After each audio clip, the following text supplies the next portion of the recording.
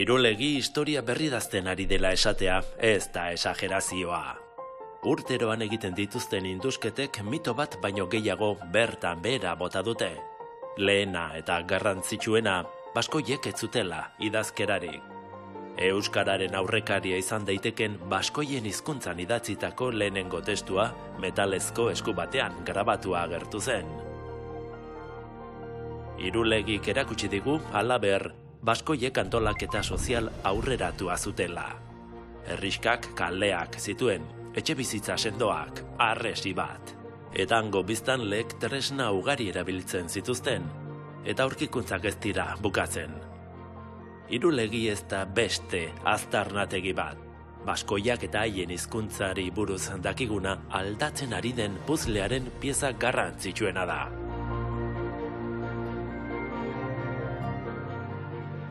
Askotan esaten dugu, baina gaurkoa bai izango dela denboran atzerako bidaia bat.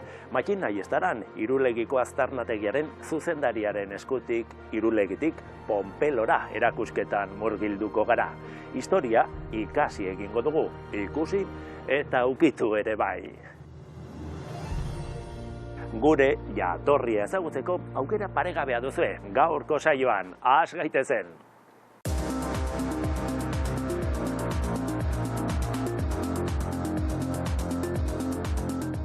Erromatarrek Iruñea hutsetik sortu zuten? Ez. 2025an 2100 urte bete ziren Cneo Pompeio Magno erromatar generala Iruñera iritsi zenetik. Historia liburuek Kristo aurreko 75. urtean datatzen dute haren omenez izendatutako Pompelo hiriaren fundazioa. Baina zientziak, zehazki arkeologiak, frogatu du historia horrek ñabardura handiak dituela. Indusketetan ikusi dutenez, legioak iritsi baino askoz lehenago, hiriaren goialdean bazegoen Burdinaroko baskoiko kaleku bat. Leku estrategikoa zen, eta Iruña deitzen zioten baskoieraz hiria esan nahi duena. Hortaz, erromatarrek ez zuten lurralde huts bat aurkitu, gizarte egituratu bat baizik. Hori bai, haien hirigintza, legeak eta merkataritza sarea aplikatu zituzten, eta herrixkari hiri erromatar baten izaera eman zioten. Ondorioz, Iruñea ez zuten erromatarrek hutsetik sortu. Baskoi jatorriko herri baten eraldaketaren emaitza izan zen.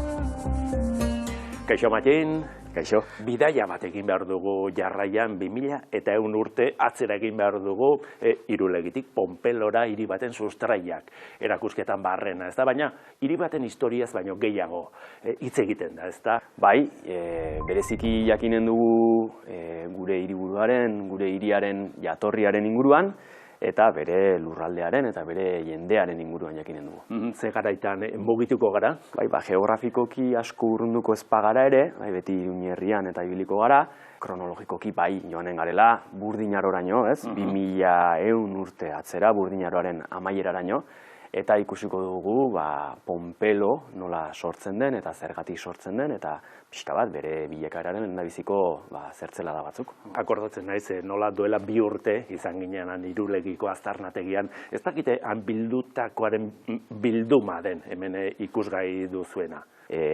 Aurreko errealitate hori irakutsi nahi genuen, justu Pompeloren sorrerako errealitate hori, eta Irulegi berak, hemendik 10 kilometro eskaxera aurkitzen den herrixka honek, halako eskaparate egoki bat eskaintzen digu, hain justu Pompeloren sorrera ongi ezagutzeko. Bidaiari ekin beharko diogu, ez da, Matin? bai. Hemendik, Hortik. bazen.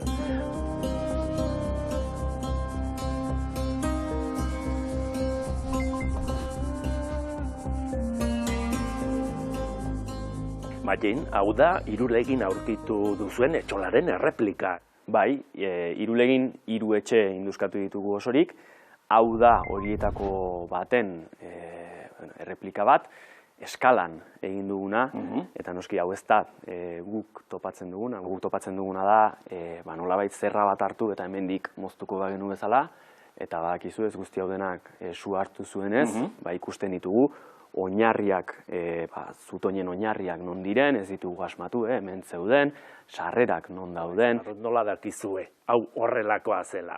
Lehenik egin dugulako ikerketa arkeologiko sakon hori ez, eskaneatuz eta elementu ezberdinak eta ongi ikertuz, eta bestetik egin dugulako arkitektura lan sendo bat ere bai, ikusteko ze pixu aguantatu zezaketen egitura hauek, ze materialez eginda dauden, teilatua ze uretara eta nola eginda zegoen, eta gero beste hanka bat ere badauka, eta da etnografiarena ez, gaur egunera arte, lehengo mundu aurre industrialetik iraunduten ofizioen eta lanketen inguruko jakintza hori dena. Adibidez, teilatua, ez da? Adibidez, teilatua... Izan ere teilatua berezia da. Lastozko teilatua, ez da? Bai. Ikerketa etnografiko horren emaitza. Iberiar penintsulan gelditzen diren azkenengo teitadoreek, Bierzoko teitadoreek egin digutena da, eta aldi berean bioeraikuntzaren teknikak erabiliz, buztinarekin eta adobearekin, eta egin ahal izan dugu hemen ikusten duzu. Ederra, ez da? Eta horrelakoetan bizi ziren baskoiak, ez da? Irulegin. Bai, 70 metro karratu, ez? Gaur egun pixu polit bat izan zitekena, baina pentsa ez, hemen familia zabal bat biziko zela, eta gainera sartu zaldia eta sartu animaliak barnean da. Ja, 70 metro karratu pixka...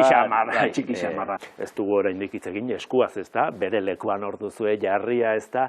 Eskuak bai apurtu dituela topiko historiko asko, ez da?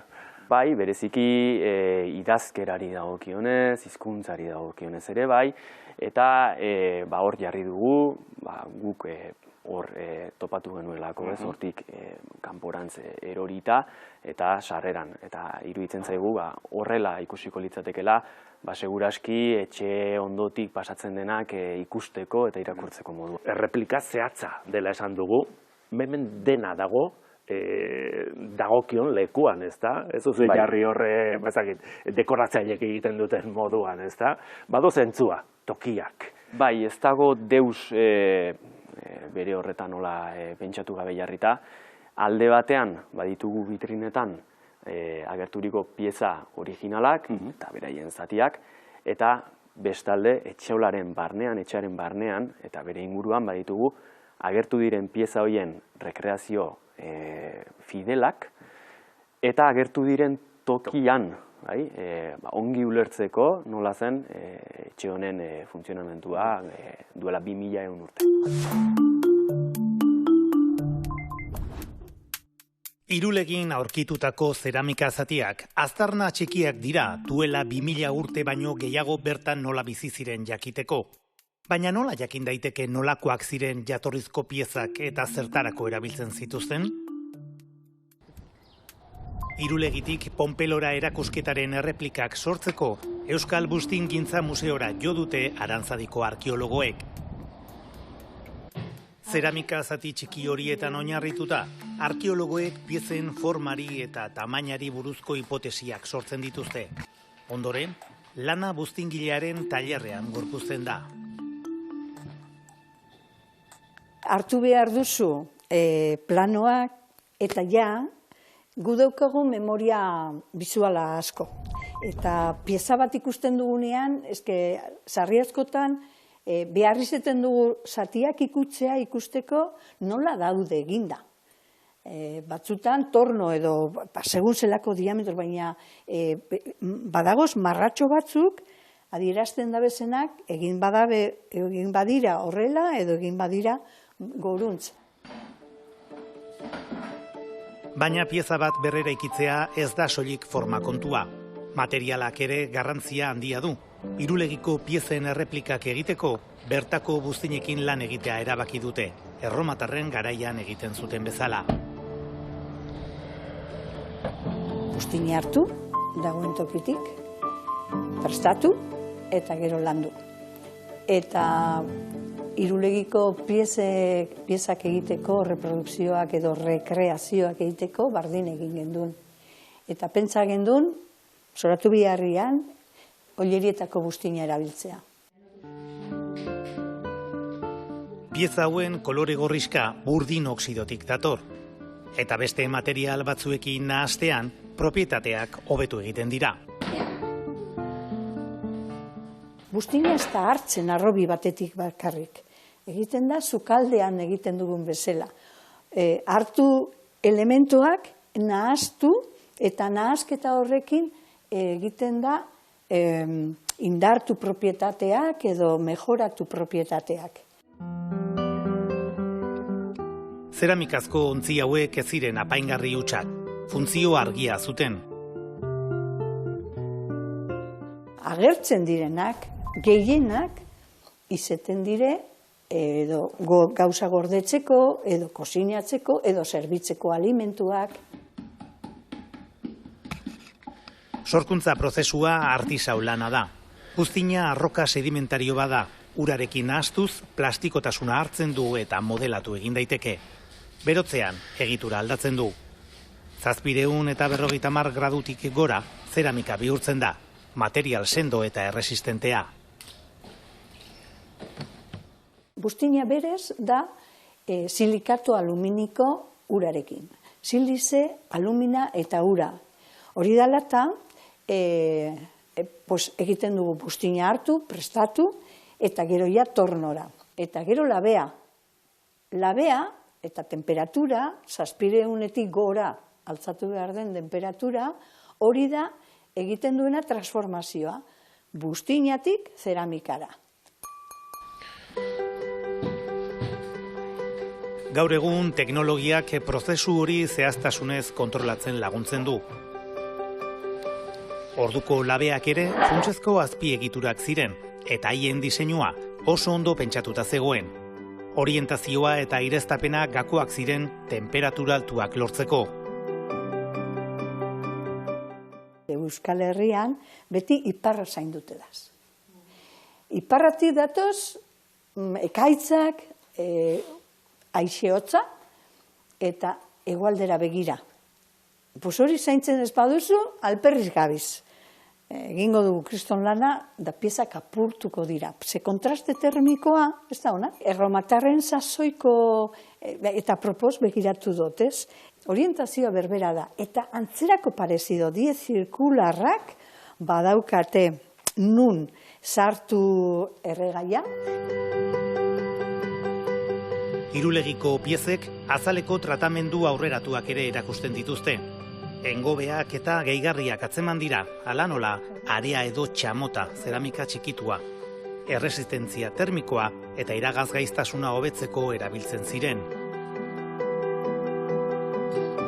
Printzipioz, nahi izaten da buztina impermeabilizatzea. Zenbat eta poro zerratu haua, hobi. Garai bateko zeramika aztertzeak aukera ematen du gizarte hura nola bizi zen eta nola lan egiten zuen ezagutzeko. Adibidez, gizarte desberdintasunak agerian gelditzen dira. Igerriko da, aberatza, era pobrea, sasoi hartan ere. Claro, ez eben erabiltzen denak ez eukaten laterra sigilata, hori kanpotik ekartzen zen. Pieza hauek berriz sortu eta jendaurrean jarrita ezagutzak izarteratu nahi dute, gure ondarera gerturatzeko eta kontserbatzeko.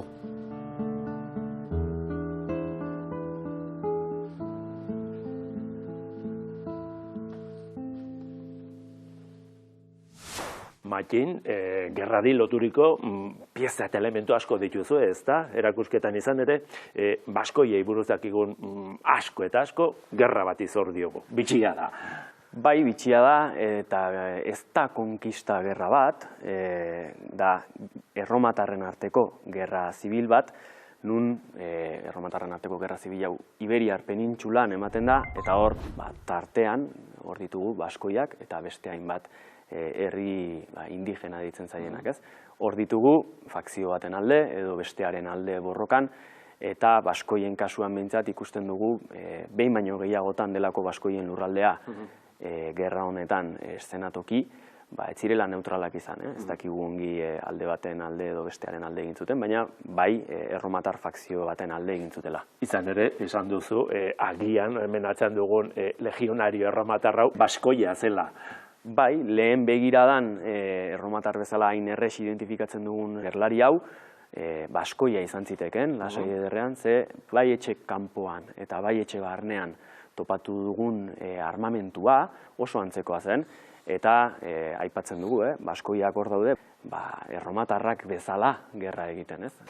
Gerra informazio iturri dela esan dugu, izan ere, zerbait gertatu zen Irulegin, jendeak ospa egiteko, dida batean berehala, eta informazio guztia hor eskura, zuen eskura guzteko, ez da?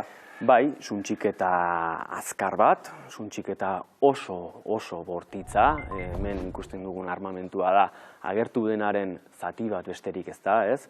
Berregin dugun etxola, bertan 50 gezi punta baino gehiago topatu ditugu jaurtirik, hainbat abaia jaurtigai ere bai, hainbat armamentu, eta ikusten duguna da, bertakoak nahiko sorpresaz harrapatu zituztela, azken eraso honetan, eta herrixka suntsituri gelditu zela, eta ez dela... Eta ospa egin behar izan zutela.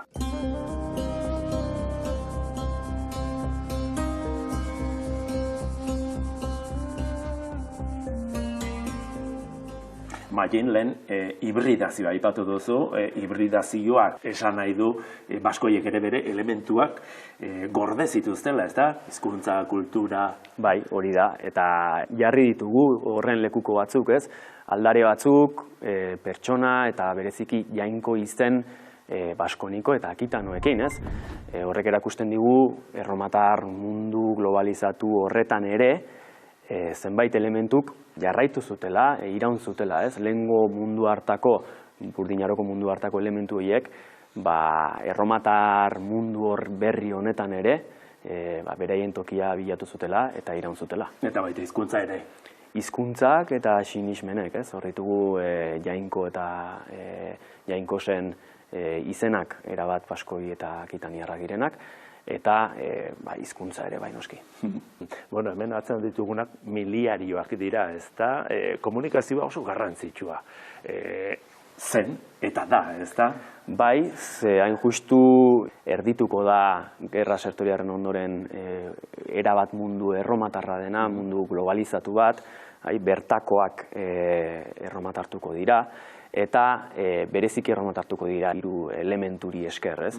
Lehena eta nabarmena hiriak dira, eta Pompeloren sorrera da horren lekuko garbi bat, ez?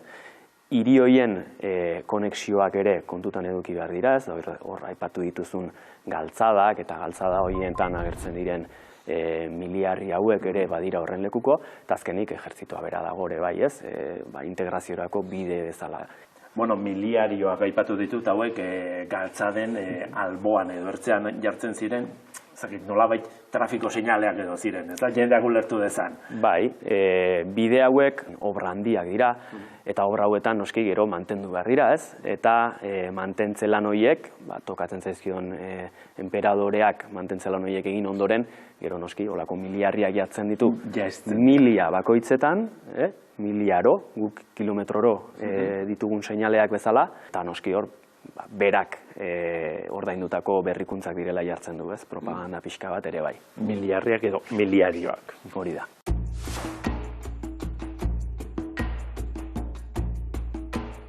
Euskal Herriko antzinaroko historia ulertzeko, Pirinioak alderik alde zeharkatzen zituen galtzada erromatarraren arrastoari jarraitu behar zaio. Aurretik ere pasabide garrantzitsua izan zenaren arrasto zarragoak ere badaude, baina erromatarrek lurraldearen ardatz nagusi bihurtu zuten. Bizkarrezur honen bidez lotuko da gure lurraldea gainontzeko inperioko eskualdeekin. Hortaz, hemen inguruko biztanlea mugituko dira, baina baita ere distantzia luzeagoak egin nahi dituzten bidaiariak. Eta horrek azkenean sortuko duena da lurralde hauek, naiz eta gune batzuetan menditsuak izan, erabat konektatuta egotea Europako zein Afrika iparraldeko beste dinamika orokorragoekin. Erromatar garaiko zenbait aztarnategi aurkitu dira galtzada honen inguruan. Esaterako, Hartziko termak, Zandueta edo Mugarri luzeko miliarioak eta Zalduako hiri erromatarra.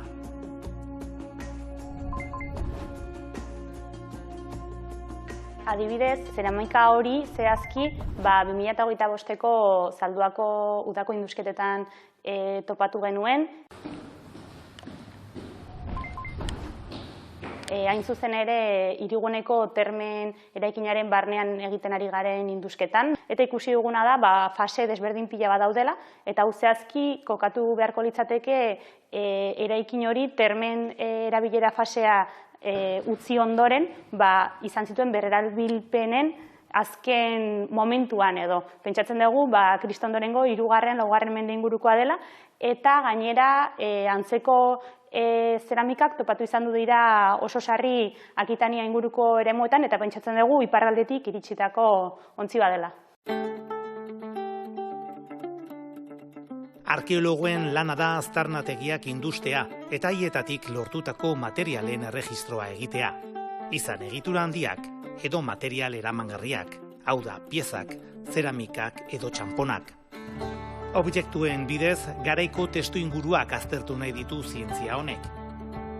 Helburua da zibilizazio haien arteko elkarrekintzak ezagutzea eta garai haietan nola bizi ziren ulertzea. Zeramika hau horren adibide bat besterik ez da. Pasatzen zaiguna da, arkeologian eta historian aldaketa gehientsuenak nahiko pixkanakoak izaten dira, eta hortaz, arkeologiako erregistroak erakusten diguna ere, ez dela gauetik egunera normalki hasiera bat eta bukaera bat izaten, baizik eta aldaketa horiek pixkanaka txertatzen joaten direla, eta hortaz, gure erronka handienetako bat da, aldaketa txiki horiek hasten direnean identifikatzea eta pixkanaka nola garatzen diren joatea azkeneko emaitza horietara iritsi arte.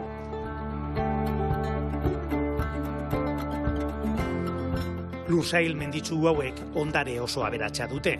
Horren adierazgarriak dira Pirinioen iparralde eta hegoaldeko aztarnategi banatan aurkitu dituzten urrezko bi erastun oso antzeko hauek. Arkeologoen esanetan, horrek adierazten du lurraldea oso konektatuta zegoela. Horregatik da garrantzitsua, mugaren bi aldeetan dauden aztarnategietako informazioa partekatzea lurraldearen ikuspegi zabalagoa izateko. Horixe da, Arantzadik sortu duen ATEA proiektuaren helburuetako bat. Mugazaindiko proiektua da eta lurraldean bertan jarri eta mendigunean jarri dugu fokua. Eta nahi dugu ikusi mendigunean nola harremantzen den lautadako eremuekin eta mendigunean zeintzu diren jarduera ekonomikoak, elkartrukeak, bizimodua. Duela hamarkada batzuk arte, defendatu izan zen Euskal Herriko mendi inguruan eta Kantauri isurialdean erromatarren eragina oso azalekoa izan zela. Azken urteetako indusketa eta ikerketek ordea kontrakoa erakutsi dute. Beste modu bateko egokitzapen bat egin zuten lurraldera, behar bada desberdina, baina horrek ez du esan nahi txikiagoa edo murritzagoa, baizik eta aldaera hori desberdina zela. Hortaz, orain falta dena da, desberdintasun horiek antzematea, identifikatzea. Aurkitutako termak, txanponak, inskripzioak eta piezak erromatarren garaiko antolamenduaren zantzuak dira. Erantzunak baino galderak dituzte oraindik gehiago, eta erantzun horien bila arkeologoentzat laguntza handia da teknologia. Lurra mugitu beharrik gabe eta aztarnategia ukitu gabe, lurpean egon daitekena ikustea iraultza da. Geofizikak hortan lagundu die. Indusketak zehatzago planifikatu ditzakete horrela eta ikuspegi orokorrago bat jasotzen dute. ikusi duguna da hau soilik izebergaren punta dela, hau da, Zalduako kasuan adibidez, soilik eraikin pare baten egin dira indusketak eta herri oso bat dago oraindik ikutu gabe geofizikak ongi adierazi duen bezala, beraz hor nahiaina eta gehiago dago. Garai hartako aurkikuntzek bi kulturen arteko hibridazioa erakusten dute. Herri baskoniarraren kultura indigena eta erromatik zetorrenaren artekoa.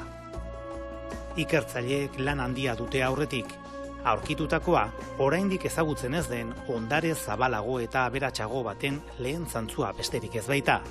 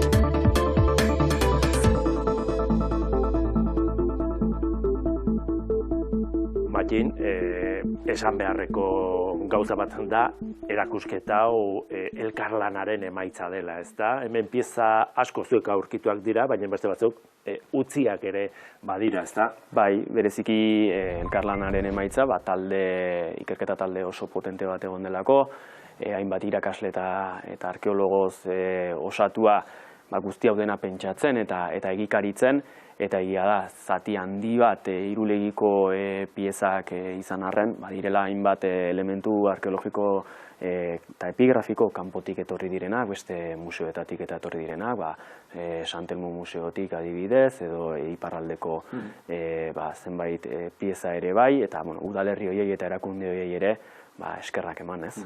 Gaur asko ikasi dugu, historia, arkeologia, baina jakintza hori guztia zabaltzea da, erakusketa honen eta zuen lanaren helburu, ez da, divulgazioa. Bai, ez da diasoi gelditu gure arteko foro akademikoetan bakarrik, eta gure artikulu eta liburuetan, baizik eta iritsi dadila, ez, alden eta jendartearen zabaltasunera, eta, nik uste erakusketa honek, erakargarria izanik, bete dezakela hori.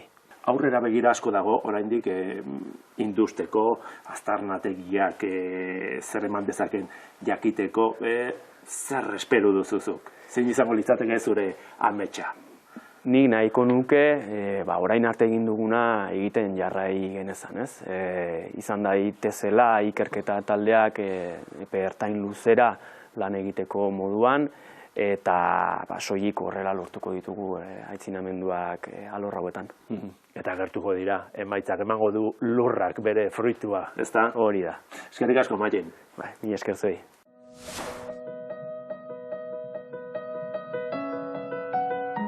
Denboran atzera begiratzean datza historia, iragana irakurtzean, baina behar bada ez gara ohartzen gaur egiten duguna dela, hemendik milaka urtera biziko direnek ikertu beharko duten historia.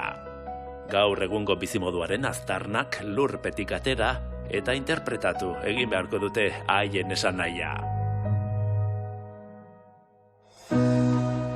Zer pentsatuko dute gutaz, zein da, uzten ari garen mezua?